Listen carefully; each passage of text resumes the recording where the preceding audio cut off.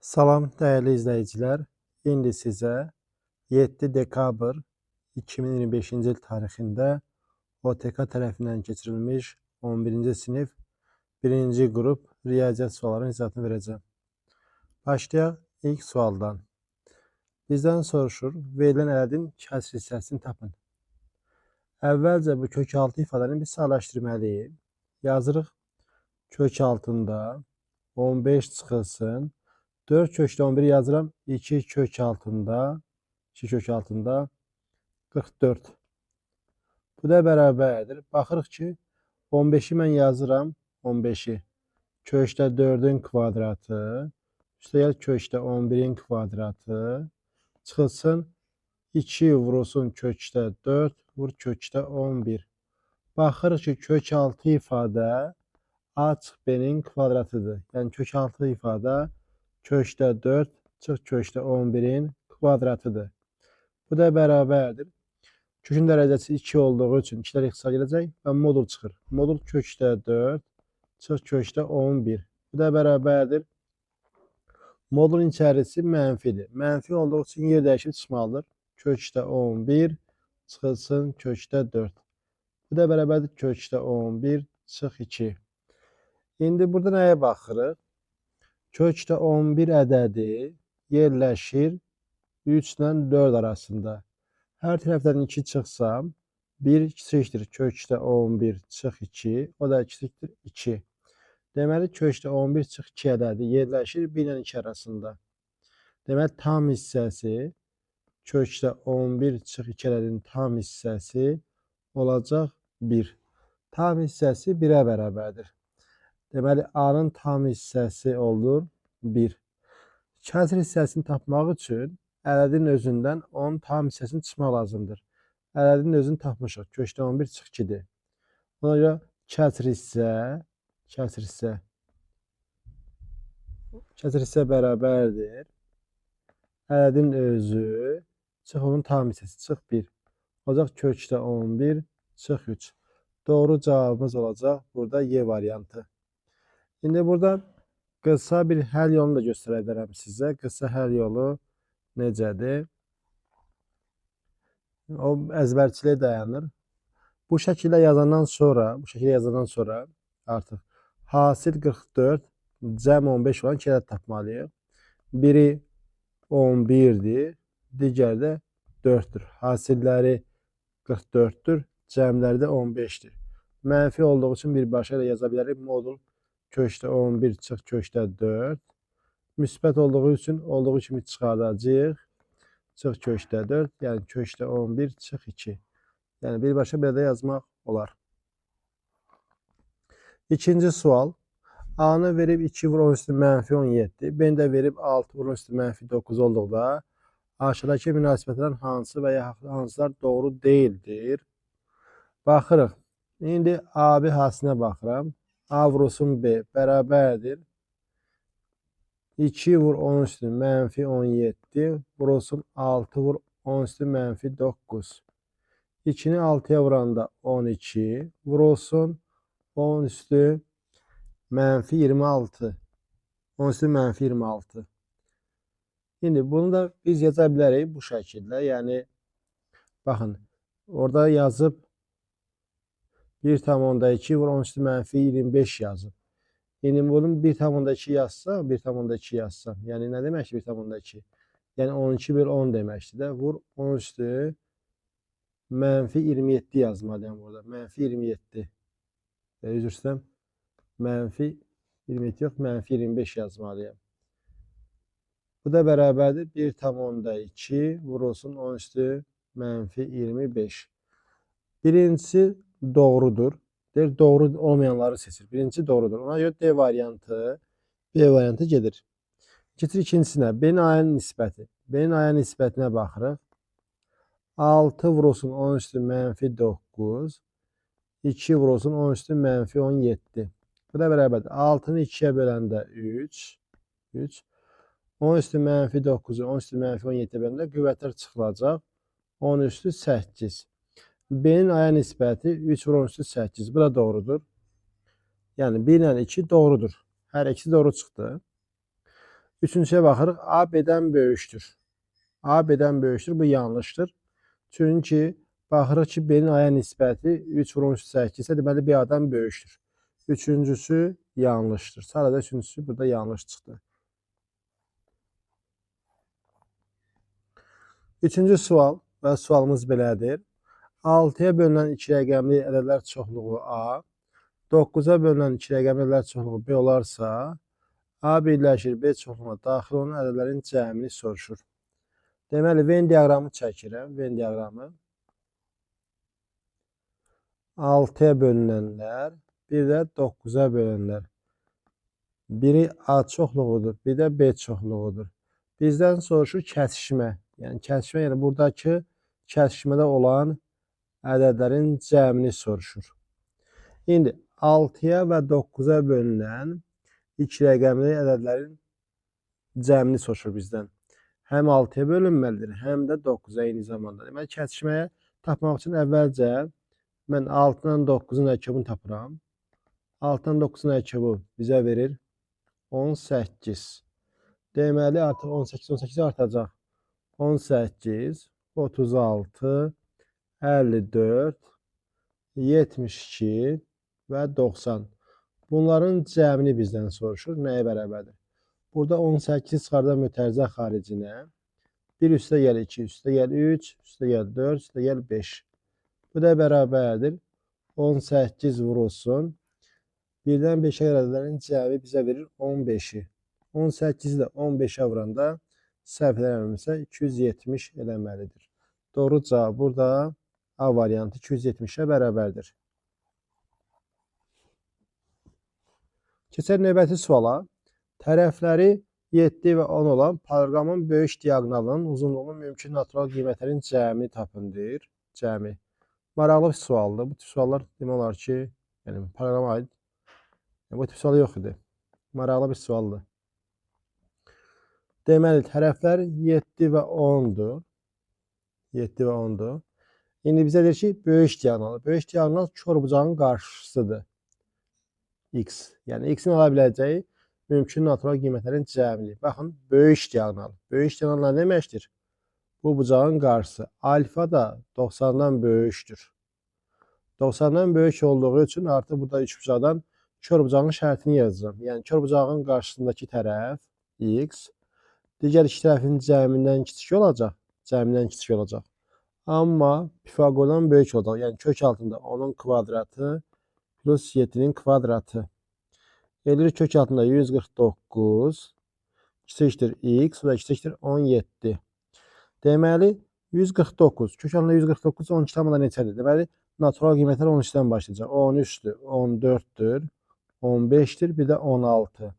Bizdən bunların cəmini soruşur. Bunları toplasaq, 14, 16, 30, 45, 58. Yəni, doğru cavabımız burada 58-ə bərabərdir. O da D variantında verilib. 5-ci sual bizdən soruşur, ifadəsini sadələşdirin. İfadəsini. Köşdə 72 yazırıq 6 köşdə 2. Çıxılsın. 6 vurulsun. Bir köşün altına yazıram. 18 bölünsün 32. 32. Üstə gəl. Üçüncü kəsirdə, bax, bu kəsirdə sonra məxrəcin qoşmasına vuracaq. Məxrəcin qoşması 2 plus köşdə 2-dir. Sürətdə alınacaq 2 plus köşdə 2-nin kvadratı. Məxrəcə də 2 minus köşdə 2. 2 plus köşdə 2. Üstəyə gəl. 2-də 1 vurulsun. Kök altında 27 böl 3. Bu şəkildə yazacağıq. İndi burada nəyə baxırıq? Əvvəlcə buna baxaq. 6 vurulsun. 2-yə ixtisar olunacaq. 9-un 16-ya nisbəti. Bu da olacaq 6 vur 4-də 3. Bu da bərabərdir 9-un 2-yə nisbəti. 9-un 2-yə nisbəti. Bunu bildik. İndi burada məxrəc məlum məsələdir. Müxtəsərdir. A kvadrat çıxı B kvadrat verir. Bura edir 2. Sürətə baxırıq. Sürət birincinin kvadratı 4. İkincinin kvadratı 2. Hadisələrin iki misli 4 köşdə 2. Bölünsün məxrəc 2. 6 plus 4 köşte 2 böl 2. Bu da edir 3 plus 2 köşte 2. Bunun da cevabı çıxdı. Yəni üstə burada yazın. Bunun cevabı çıxır 3 plus 2 köşte 2. Bunun cevabı 6 köşte 2 idi. Bunun da cevabı 9 böl 2. 9 böl 2. Yeni keçir növbətçisi. Sonuncusunu da bunu da hesablayaq. Bunu da yazmışdıq. 2'də 1 vurulsun 27 böl 3. Yəni 2'də 1 vur köşdə 9. Bu da edir 2'də 1 vur 3. Olacaq 2'də 3. Bunun da cevabı olur 2'də 3. İndi hamısını hesablayaq. 6 köşdə 2 çıx 9 böl 2. Üstə gəl 3 plus 2 köşdə 2. Üstə gəl 3 böl 2. Deməli 6 köşdə 2, 2 köşdə 2. Bizə verir 8 köşdə 2'ni. 8 köşdə 2'ni. İndi burada 3 ilə 2'də 3'ü toplayanda, 3 ilə 2'də 3'ü toplayanda bizə verəcək 2'də 9. Bunlar sıfıra gələcək. Və nəticə qalacaq 8 köşdə 2. Yəni doğru cavabımız burada D variantında verilib. Yəni 8 köşdə 2'yə bərabərdir. 6-cı suala baxırıq. 45 kiloqram 4%li məhlul 20 kiloqram 6%li eyni məhlulla qarışdırıb üzərinə 35 kiloqram su əlavə etdikdə neçə faizli məhlul alınar?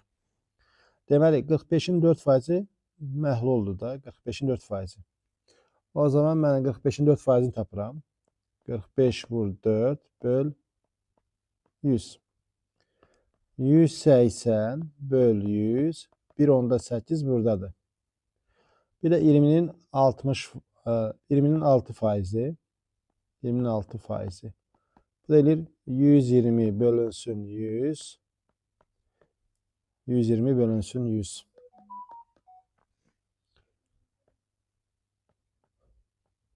Bu da edir 1/2. Deməli, baxın bu iki məhlul qarışdırsaq 45 20. 45 üstə gəl 20. Bir də üzərinə 35 də su gəlməliyəm. Su. 45 20 35. Bu bizə verir 100'ü. Burada olan neçə faiz, yəni burada ya duzlu ya da spirtlidir. Bunları da tapsaq, bunların da cəmi 1/8 üstə 1/2 3'dür. 3. İndi mən tapmalıyam bu 3 100'ün neçə faizidir? 3'ü 100'ə bölüb vurmalıyam 100%'ə. Cavab olacaq 3 faizli. Doğru cavabımız burada A variantı. Yəni yəqin burada duz ya da spirt ikisindən biri olması lazım. 7-ci sual və sual belədir. O nöqtəsi radiusu 6 cm olan çevrənin mərkəzidir.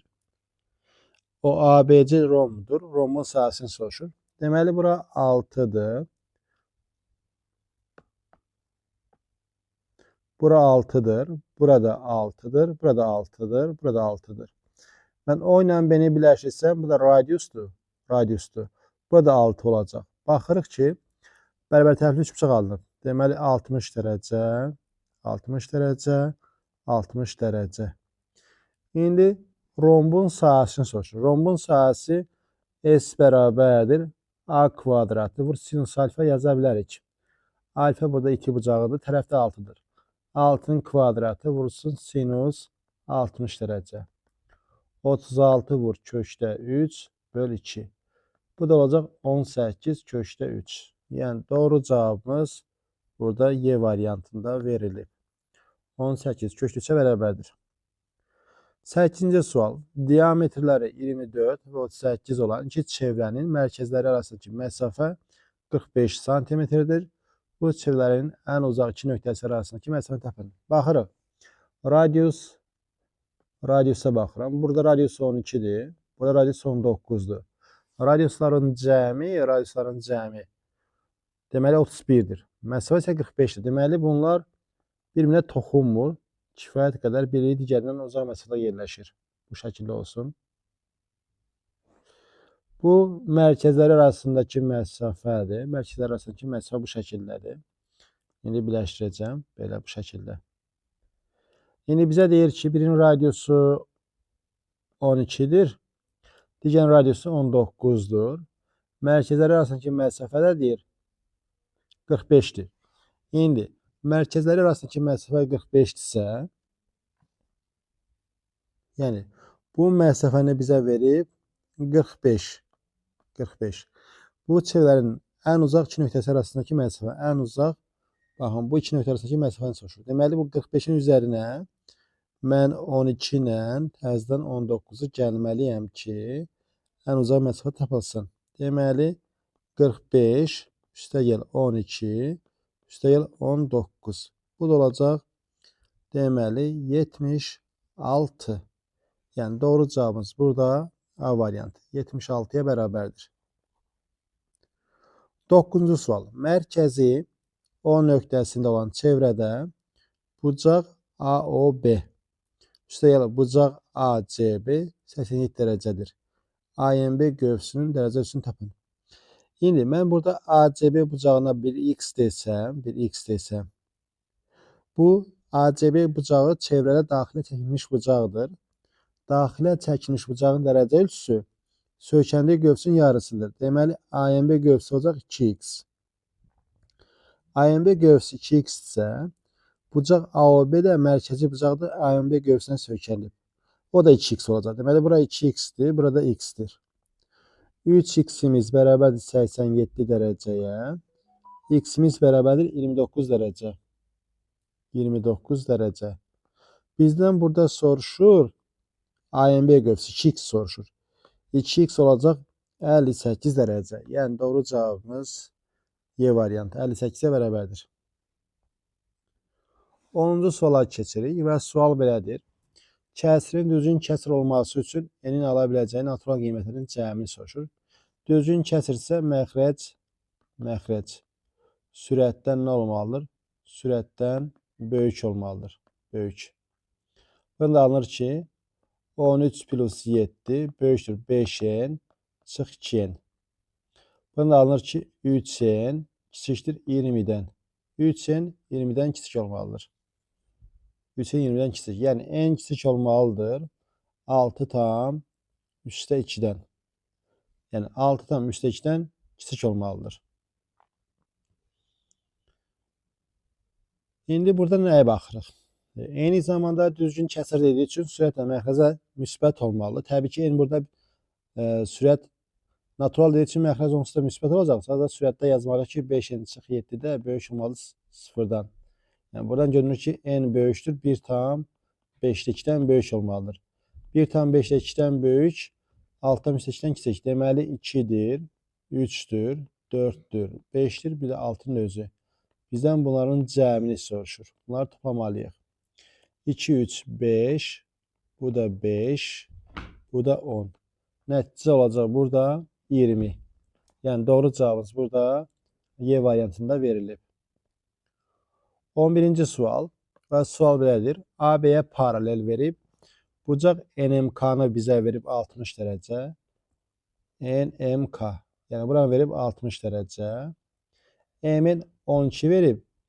M nöqtəsindən B düz xəttə qədər olan məsafə. Yəni, bizdən bu məsafəni soruşur. Nəyə bərabərdir bu məsafə? Bura 60 dərəcədirsə, təbii ki, bura olacaq 30 dərəcə. 30. M-in də 12-dir. 90-ın qarşısı 12-dirsə, 30-un qarşısı bura olacaq 6. Burada 30, 90 burada olacaq 60 dərəcə. 30-un qarşısı 6-dırsa, 60-ın qarşısı onun köşdə 3 mislidir. 6 köşdə 3. Məsafəni tapdıq. 6 köşdə 3 santimetr. Yəni, doğru cavabımız D variantı. 12-ci sual və sual belədir. Ədəd 20 dəfə azaldıqda həmin ədəd neçə faiz azalar? Ədədə deyirəm, məsələn, 100. 100% kimi götürsəm, bunu 20 dəfə azalsam, olacaq 5%. 5%. Buradan görünür ki, artıq ədəd 95% neyinib? 95% azalıb. Doğru cavabımız A variantıdır. 13-cü suala keçirik. Kökləri x1 və x2 olan kvadrat tənliyində x1 bərabər 4 olarsa, x2 plus q cəmini tapın. Burada nəyə baxırıq? Tənliyimiz çevrilmiş kvadrat tənlikdir. Yəni x təmsalı 1-dir. Çevrilmiş kvadrat tənlinin kökləri cəmi. İkinci həddin əmsalının əksi, yəni -7. Kökləri hasil isə sərbəstdir, yəni 2-yə bərabərdir. Yəni kökün biri verib 4, x1 verib 4. 4 üstə gəl x2 bərabər olacaq -7. x2 ilə bərabər olacaq -11. Yəni gətirib burada yerinə yazsaq, x1'i verib 4. 4 vurulsun.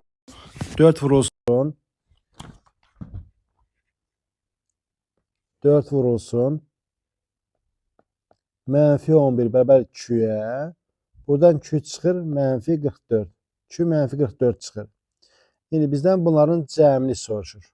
Bunların cəmi edir -55. Yəni doğru cavabımız C variantı. 14-cü sual. İfadəsinin qiymətini tapın. Deməli, 7 vur 2 üstü 12, üstə gəl 3 vurulsun, 4 üstü 6 ilə 2 üstü 12 deməkdir. Bölünsün, məxrəcdə 5 vurulsun, 8 üstü 4, 2 üstü 12 deməkdir. Çıxılsın, 8 vur 2 üstü 11, 8-də 2'nin kubu olduğu üçün 2'nin kubu 2 üstü 11, 2 üstü 14 olacaq. Bu da bərabərdir. Bu da bərabərdir. Sürətdə 2 üstü 12'ni çıxarsan mütərizə xaricinə 7 üstə gəl 3 qalır. Məxrəcdən də 2 üstü 12'ni çıxarsan mütərizə xaricinə 5 çıx 2 üstü 2 qalır. 2 üstü 12'lər gedir. 7'dən 3'ün cəmi 10. Bölünsün 5 çıx 4. 5'dən 4 çıxanda 1. 10 da 1'ə nisbəti 10. Yəni doğru cavabımız burada 10'a bərabərdir. 15-ci sual. Hər bir daxili bucağı 171 dərəcə olan düzgün çoxbucağın diagonallarının sayını tapın. Hər bir daxili bucaq 171 dərəcədirsə, deməli hər bir xarici bucaq da ona qonşu olan bucaqdır. Buna qonşu olan bucaq. Yəni 19 dərəcə, 19 deyirəm, 9 dərəcə olacaq. 9. Çünki cəmləri 180 olması lazım. Hər bir xarici bucaq 9 dərəcədirsə, ona tərəf sayını tapmaq üçün 360'ı böləcəm bir xarici bucağın ölçüsünə. Bu tərəf sayıdır. Yəni n-ə bərabərdir. Deməli, çoxbucağın tərəf sayı 40'dır. Diagonal sayda n vurulsun, n çıx 3'ün 2'ə nisbətidir. Yəni 40 vurulsun, 40'dan 3 çıxanda 37 böl 2. Bu da bərabərdir 740. Deməli, diagonal sayı olacaq 740. Doğru cavab D variantı. 16-cı sual. Kəsrini ixtisar edin. Deməli, sürətdə ortaq olan 6A-dır. 6A-nı çıxarsam mütərizə xaricinə, 6A-nı çıxarsam, A kubu plus 8 qalır. Məxrəcdə ortaq 2 görürəm. 2'ni çıxarsam, A kvadrat çıx 2A plus 4 qalır. Bu da bərabərdir. 6'ya 2 ixtisar gedəcək. Ona görə sürətdə qalacaq 3A vurulsun. Mütərizənin içərisi A kub plus 2'nin kubudur. A plus 2, A kvadrat çıx 2A plus 4. Məxrəcdə də A kvadrat çıx 2A plus 4. Bunlar ixtisar gedir. Qalır 3A vurulsun A plus 2. Bu da 3A kvadratı plus 6A. 3A kvadratı plus 6A. Yəni doğru cavabımız 16'da A variantında verilib. 17-ci sual. Tənliklər sistemini həll edin. Tərəf-tərəfə toplasaq, x kvadratı üstə gəl x bərabərdir 6 alınır. Yəni y-lər istilah alınır. Burada x kvadratı üstə gəl x çıx 6 bərabər 0. Çevrilmiş kvadrat tənlikdir. Kökləri cəmi. İkinci həddin əmsalının əksi, yəni -1. Kökləri hasil isə sərbəstdir, yəni -6'ya bərabərdir. Deməli, x1'imiz -3 olacaq. X2'miz də olacaq müsbət 2. Yəni cəmləri -1'dir, hasilləri isə -6'dır. İndi y tapmalıyıq. Buradan görünür ki, y-imiz bərabər olacaq nəyə? Y-imiz bərabərdir x-dən 4'ün fərqi. İndi x1'i yerinə qoysaq, y1 olacaq ona uyğun. -2 qoyanda -7. x2 də olacaq, x2'nin yerinə qoyanda -2. Deməli, -3, -7. -3, -7, 2, -2. Yəni doğru cavabımız Y variantı. -3, -7, 2, -2. 18-ci sual. Atanın indiki yaşı oğlunun yaşından 7 dəfə çoxdur. Atanın indiki yaşı oğlunun yaşından 7 dəfə çoxdur. Ata, oğul. İndi. Oğlun yaşı x ise atanın yaşı olacaq 7x. 2 ildən sonra, 2 il sonra, 2 yıl sonra, 2 yıl sonra ata olur 7x plus 2 yaşında. Oğul olur x plus 2 yaşında. 2 yıl sonra atanın yaşı oğlunun yaşından 5 dəfə çox olar. Yəni 7x plus 2 bərabərdir 5 vurulsun x plus 2'ye. Buradan alınır 7x üstə gəl 2 bərabərdir 5x üstə gəl 10. Buradan alınır ki 2x bərabərdir 8'e. X alınır 4. X tapdıq 4. Atanın indiki yaşı. Atanın indiki yaşı 7x'dir. X 4 olduğu üçün cavabımız olacaq 7 dəfə 4, 28. Yəni doğru cavabımız C variantı. 19-cu sual və sual belədir. Yan tərəflərin uzunluğu 18 olan bərabər yanlış üçbucağın bucaqlardan biri 120 dərəcədir. Onun oturacağı çəkilmiş median uzunluğunu soruşur bizə. İndi burada nəyə diqqət etmək lazımdır? Bərabər yanlı deyir. Yan tərəflərinin uzunluqları 18, 18 və deyir ki, bizə burada bucaqlardan biri 120 dərəcə. Deməli 120 dərəcə təpə bucaq olacaq. Yəni burada bərabər yanlı olduğu üçün təpədən hündürlük çəksək, bu hündürlük həm median olacaq, həm də tən bölən. Təpə bucaq 120 isə bura olacaq 60, burada 60. 60, 90, bura çıxacaq 30 dərəcə. 90'ın qarşısı 18 isə 30'un qarşısı yarısı, yəni 9. Bizdən də oturacağı çəkilmiş medianı, yəni 9'u soruşur. Doğru cavab B variantı. Yəni bərabər yanlı üçbucaqda təpədən çəkilmiş hündürlük həm mediandır, həm də tən bölən. 20-ci sual. Tənliyin böyük kökünü tapın. Əslində bu qapalı sualda, ətraflı sual olanda mütləq burada şərt yazıb modulu açmaq lazımdır. Birinci şərtimiz nədir? Yazırıq ki 2x'imiz 2x çıx 13'ümüz 0'dan böyük bərabər olanda, yəni 2x'imiz böyük bərabər 13, x də böyük bərabər 6,5 olanda bu birinci şərtimiz. Onda müsbət çıxacaq moduldan. 2x çıx 13 bərabərdir 10 çıx x. Buradan alınır ki 3x bərabərdir 23'e. X bərabərdir. Buradan çıx ki x bərabərdir nəyə? 23'ü 3'e böləndə bizə verəcək 7,3'də 2. 7,3'də 2 bu şərti ödəyir. 7,3'də 2 bu şərti ödədiyi üçün deməli bu nədir? Bu artıq həldir. Yəni ikincisiyə. İkincisi artıq yazmalıyam ki 2x çıx 13 0'dan kiçik olanda. 2x 13'dən kiçik. X'imiz 6,5'dən kiçik. Deməli buram 0'dan kiçiksə deməli mənfidir. Yer dəyişib çıxmalıdır. 13 çıx 2x bərabərdir 10 çıx x. Deməli 13 çıx 10 bərabərdir mənfi x plus 2x. 3 bərabərdir x-ə. X də bu şərti ödəyir. Bu da həldir. Baxın, həllinin biri 3'dür, biri də 7,3'də 2'dir. Böyük həlli soruşur. Cavab olacaq B variantı. Ətraflı sual düşsə mütləq bu şəkildə yazmaq lazımdır. Yox, mən bir dəfə müsbət yazdım, bir dəfə mənfi yazdım, bir dəfə həll edeyim. O yanlış bir şeydir. 21-ci sual. Düzbucaqlı üçbucağın iti bucaqları alfa və betadır. Kotangens alfa 2 olarsa, tangens betanın kosinus betanın nisbətini soruşur. Yəni düzbucaqlı üçbucaq çəkirik. Düzbucaqlı üçbucaq. Kotangens alfa verib 2. Bura alfa-dırsa, kotangens alfa 2-dirsə, deməli bura 2 olmalıdır, bura 1. Kotangens, yəni bitişin qarşıya nisbəti. Digəri də betadır, burada beta. Pifagorla bura çıxacaq kökdə 5. İndi bizdən soruşur, tangens betanın kosinus betanın nisbəti. Tangens beta məlum məsələ. Yəni tangens beta kotangens alfaya bərabər olacaq. Çünki cəmləri 90'dır deyə.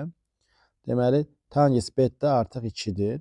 Bölünsün kosinus beta. Kosinus beta da bitişinin hipotenuza nisbəti. Yəni 1-in kökdə 5-ə nisbəti. Bu da bərabər 2 kökdə 5. Doğru cavab D variantı. 22-ci sual. Velosipedçi 120 km yola motosikletçidən 1 saat çox vaxt sərf etmişdir. 1 saat çox.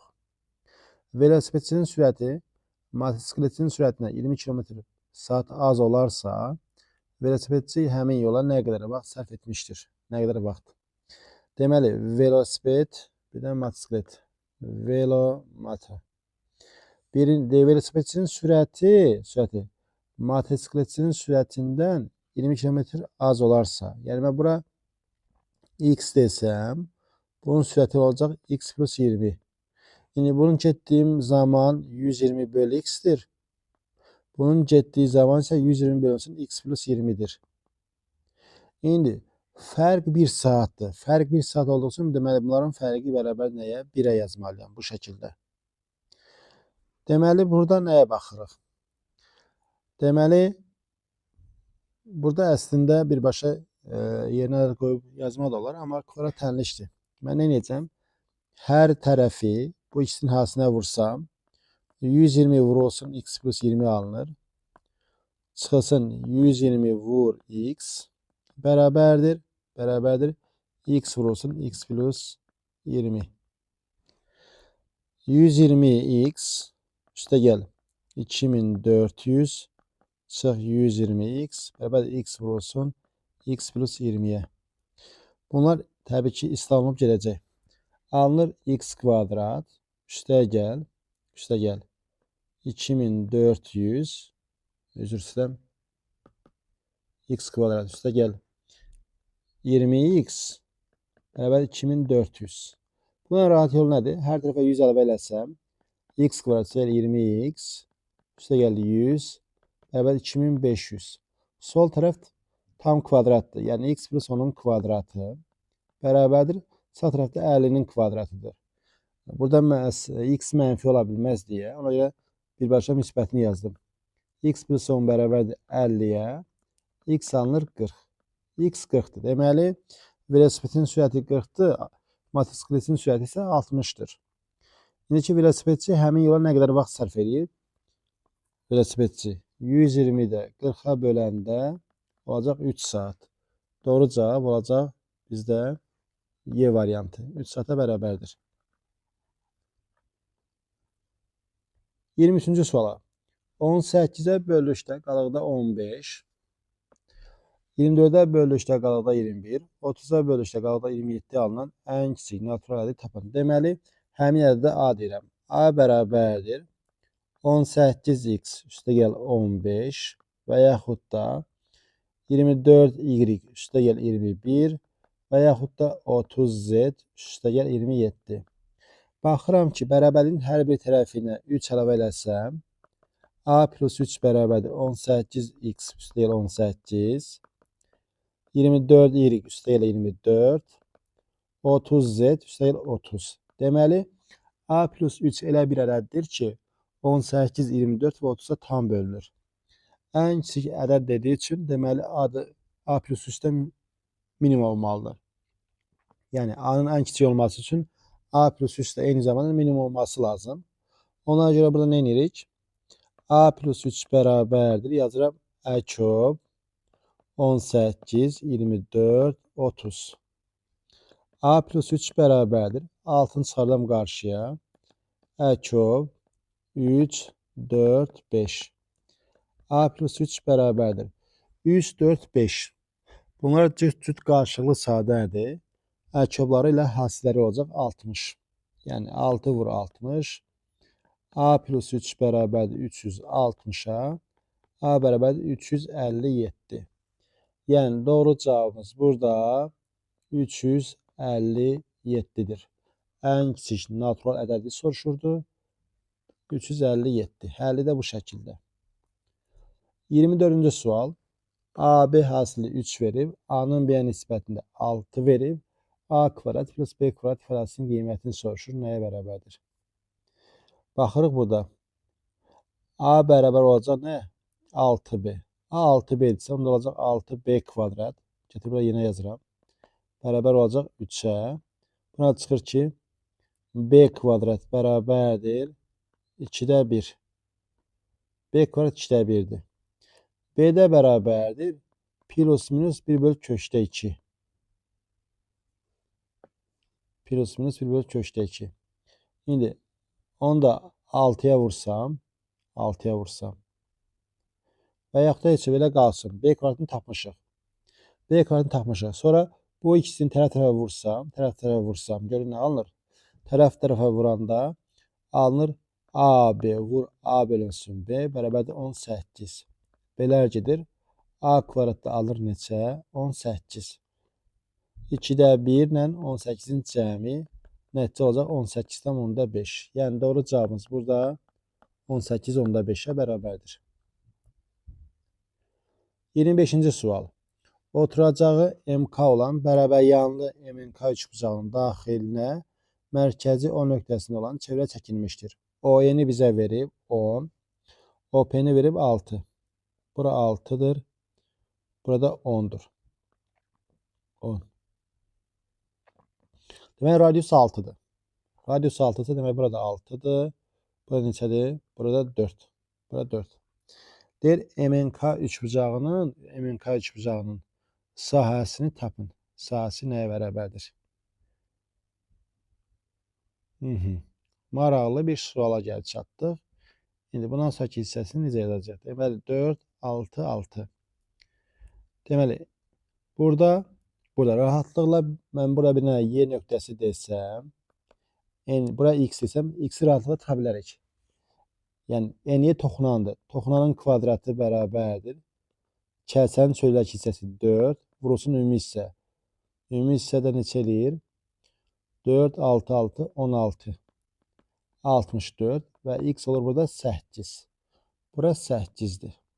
Mən bura A desəm, burada A'dır. Bura 90'dır. İndi A plus 8'in kvadratı bərabərdir A kvadrat üstə gəl 16'nın kvadratı. A kvadrat üstə gəl 16A üstə gəl 64 bərabərdir A kvadrat üstə gəl 16'nın kvadratı. A kvadratlar getdi. Hər birini 16'ya bölsəm, burada A, burada 4, burada 16 alınacaq. A da bərabərdir 12. A 12'dir. Deməli, bura 12'dir. Bura 12 isə burada 12 olacaq. Bərabər yanlı olduğu üçün. Baxırıq. NP hündürlükdür. MP 16'dır. 16. MK da oturacaqdır. 24'dür. Buna görə üçbucağın sahəsi S bərabərdir. Oturacaq, yəni 24. Vur hündürlük 16 böl 2. Bu da bərabərdir 192. Yəni doğru cavabımız burada 192'ye bərabərdir. 26-cı sual. ABCD düzbucaqlı trapeziyasında BC-ni 14 verib, BC. AD-ni verib 26. Bucaq da verib 45 dərəcə. Sahəsini soruşur. Mən buranın hündürlük çəkirəm. Hündürlük 45 burada olacaq 45 dərəcə. 45 dərəcə. 14 ise burada 14. Ümumi 26 olduğu için burada olacaq 12. Burada 12 olacaq. Burada 12 ise burada 12. İndi buradan görür. Trapeziyanın sahəsi hündürlük verilib, oturacaqlar da verilib. Saha S bərabərdir. Oturacaqları cəmi böl 2 vur hündürlük. 14 üstə 26 böl 2 vur hündürlük də 12. 14, 26, 40 yarısı 20. 20 vur 12. Nəticə olacaq 240. Yəni doğru cavab burada 240'a bərabərdir. 27. Tənliklər sistemi üçün uyğunluğu müəyyən edin. Yalnız bir həlli var. Yalnız bir həlli olması üçün yazmalıyıq ki 2'nin 5'ə nisbəti fərqli olmalıdır. Fərqli olmalıdır. Mənfi üçün B-yə nisbətində. B-yə nisbətində fərqli olmalıdır. Yalnız bir həlli olması üçün şərt budur. Yəni buradan çıxır ki, B fərqlidir. B fərqlidir. Mənfi 7,5. B mənfi 7,5'dən fərqli olmalıdır. İndi maraqlı B mənfi 7,5'ten fərqli. İndi burada iki dənə variant var. Baxın. B ilə D. İndi A yenə 4 yazsa görün nə baş verəcək? A yenə 4 yazanda. Çox maraqlı bir sual. A yenə 4 yazsa 2x çıx 3y 5x üstə gəl by. Burada 4. Burada da 10. Burada da 10. Yəni B mənfi 7 bir. Burada heç bir problem olmamalıdır. Maraqlıdır. Yəni sadəcə B mənfi 7,5'ten nədir? Fərqli olmalıdır. Nəysə, bu sualda sanki nəsə sıxıntı var. Baxarıq. Observantıra baxım. İkincisi deyir həlli yoxdur. Həlli olmaması üçün 2'nin 5'ə nisbəti bərabər olmalıdır mənfi 3'ün B-yə nisbəti. O fərqli olmalıdır. A-nın ona nisbətindən fərqli olmalıdır. A-nın ona nisbətindən fərqli olmalıdır. Buradan çıxır ki 2B mənfi 15. Yəni B bərabər olmalıdır. B bərabər olmalıdır mənfi 7,5. İkincidə B bərabər olmalıdır mənfi 7,5. Amma A fərqli olmalıdır 4'dən. A fərqli olmalıdır 4'dən. A 4'dən fərqli, B də mənfi 7,5. Baxın. C variantı 2'yə C variantı uyğun gəlir. A 4'dən fərqli, B də mənfi 7,5. Sonsuz sayda həll. Üçüncüsü 2'nin 5'ə nisbəti mənfi 3'ün B-yə nisbəti, A-nın da 10'a nisbəti. Yəni A 4 olmalıdır. B də mənfi 7,5. 3'ə də A variantı uyğun gəlir. İndi qaldı bizim bayaqçı məsələmiz. İndi ona baxaq. Yalnız bir həlli olması üçün bizə sadəcə lazımdır ki, əmsalların nisbətləri fərqli olsun. Əmsalların nisbətləri. Yəni mənfi 3'ün B-yə nisbəti. Nə alınır? 2B fərqlidir mənfi 15'ten. B fərqlidir mənfi 7,5. B mənfi 7,5'ten fərqli olmalıdır. İndi çox maraqlı sualdır. Yəni A yenə 4 yazsaq, məsələn 2x çıx 3y bərabərdir. A yenə 4 yazıram. Buna hər hansı bir ədəd qoyuram. Məsələn qoyuram elə 3'ün özü. B ilə 3'ün özü. Alınır 5x üstəgəl 3y bərabərdir 10. Yəni burada da bir dənə həll çıxır. Toplarsaq bir dənə x çıxır. 4 yazanda. 4 yazanda bir dənə həll çıxır. Yəni bu sualda problem var. Yəni burada A4'dan fərqli, yəni bunun mənası yoxdur. Yəni bu sualda problem var. B də uyğun gəlir, D də. Yəni burada əslində belə olmalıdır ki, sadəcə B mənfi 7,5'ten fərqlidir. Yəni bu sual sıxıntılı sualdır. Burada həm B uyğun gəlir, həm də D də uyğun gəlir. Burada heç problem yoxdur. Yəni burada A-nın üzərinə şərt qoymağın mənası yoxdur. Sadəcə əmsalların nisbətləri fərqli olsa bəs edir bizə. Yəni burada ümumiyyətlə bu şərtlər olmamalıdır. Keçdik növbəti 28-ci suala. ABCD düzbucaqlısında BM MA nisbəti 3'ün 1'ə. Yəni bura K'dırsa, bura 3K'dır. Bunu bildik. AN N'də 3'ün 4'ə.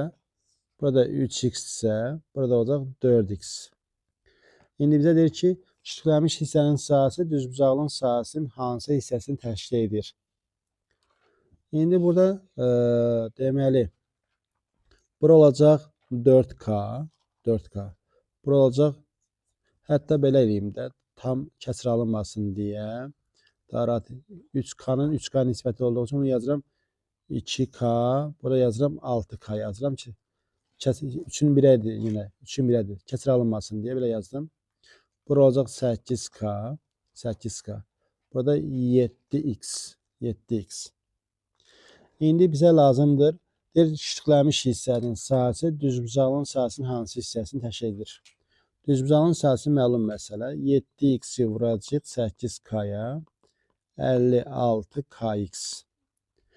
İndi 56Kx'dən S1, S2, S3'ün cəmini çıxsam, işləmiş hissənin sahəsini verəcək. Deməli, S1 S2, S3'ün cəmi bərabərdir. S1 6K ilə 7x'in hasının yarısıdır. S2 8K ilə 4x'in yarısıdır. S3 2K ilə 3x'in yarısıdır. 6 və 7 42 yarısı 21kx. 8 4 32 yarısı 16kx. Burada eləyir 3kx. Bunları toplayanda 40kx. 40kx. Saha 56kx idi. Deməli işləmiş hissə olacaq 16kx. 16kx-i bölməliyəm 56kx-ə. Deyir hansı hissəsini təşkil edir? Kx-lər getdi. 8-ə qısar eləsək 7-də 2 hissə. Yəni burada doğru cavab 7-də 2 hissəsini təşkil edir. Növbəti sualımız 29-cu sual və sual belədir. Deyir ki, birinci kran hovuzu doldurmaq, ikinci kran isə boşaltmaq üçündür. Birinci kran 5 saat, ikinci kran 3 saat açıq olduqda boş hovuzun 10'da 3 hissəsi dolur. Demək, birinci kran A saata doldurur olsun. İkinci kran isə 5 saata boşaldır. Yəni bu şəkildə yazıram. Birinci kran 5 saat, onda hovuzun A'da 5'i dolacaq. İkinci kran 3 saat açıq olsa, hovuzun B'də 3'ü boşalmış olacaq. Bunların fərqi hovuzun dolu hissəsi, yəni 10'da 3'ü verəcək. Bunu yazdıq. İkinci kran 4 saat, birinci kran 2 saat açıq olduqda isə dolun hovuzun 15'də 1 hissəsi boşalacaq. Deməli, buradan çıxır ki, ikinci kran baxın 4 saatdır, birinci kran isə 2 saatdır. 2 böl A çıxılsın. 4 bölünsün B.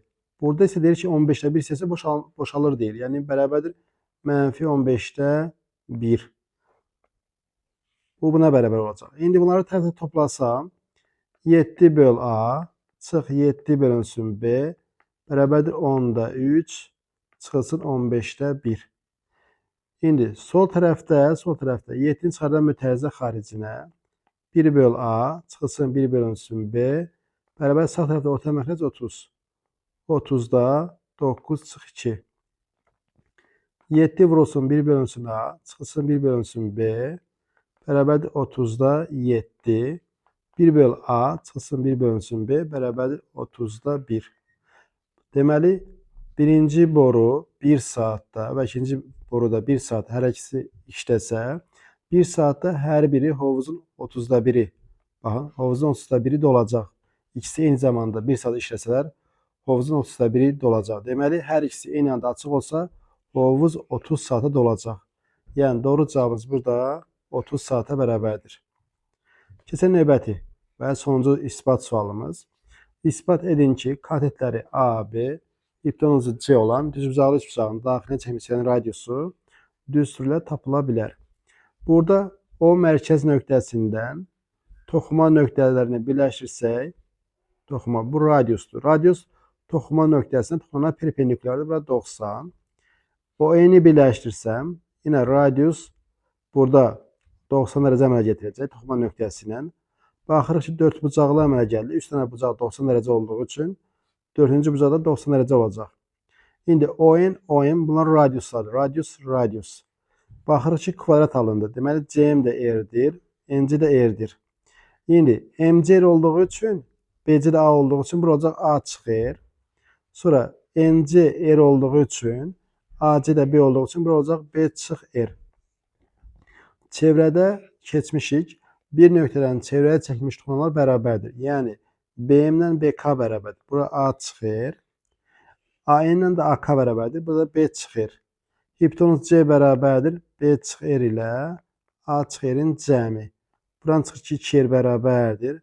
A plus B çıx C-yə. R bərabərdir A plus B çıx C-nin yarısı. Bu da bunun isbatı. Sualların izahı bu qədər. Kanala abunə olmağı və videoları bəyənməyi unutmayın.